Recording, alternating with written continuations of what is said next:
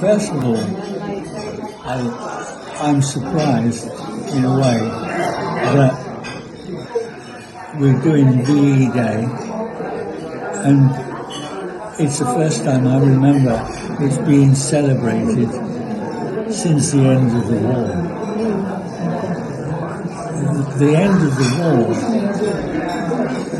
was really celebrated. People had come through all those years of bombs and being separated, and then the end of the war in Europe was really joyfully appreciated. Somehow or other, today is somewhat different. It's very well put together, this celebration, but I think the end of the war in Europe was really something else. I had been a 7-year-old when it started.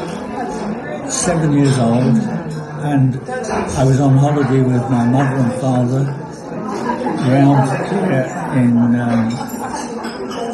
one of the seaside towns, and we had to go back to London to be evacuated because our school the following day was going to be evacuated because London was going to be bombed. And we were living in London, and I was evacuated from London.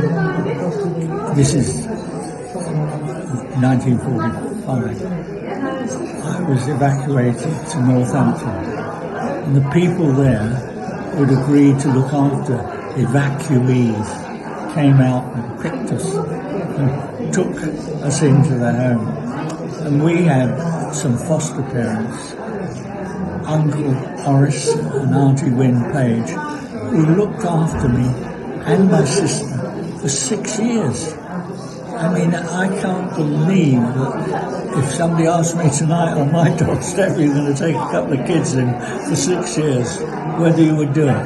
But they did it. And then one of the reasons is, don't you know, as we used to say, there's a war on. Everything excused, there's a war on. If there was not enough sweets in the shop, why? Well, there's a war on, don't you know?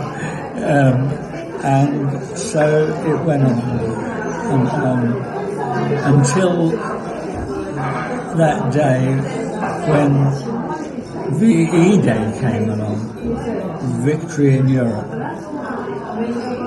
And I think that's when we knew the war was really over. And we went back to our families.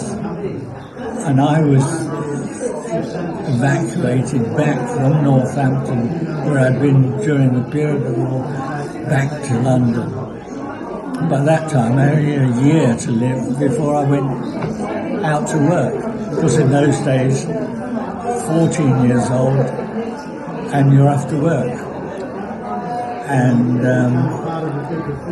we had a friend who was a hairdresser, and he offered me a job, apprenticeship, and I had a 4-year apprenticeship as a hairdresser, a man's hairdresser.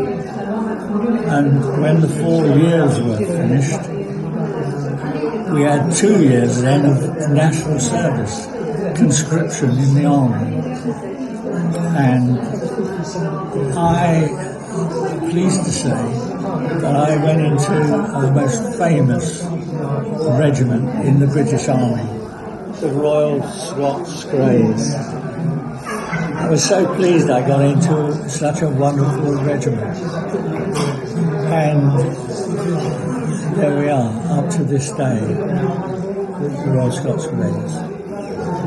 Evacuation, national service, and appreciation of what the people here in this people's home have done for us today.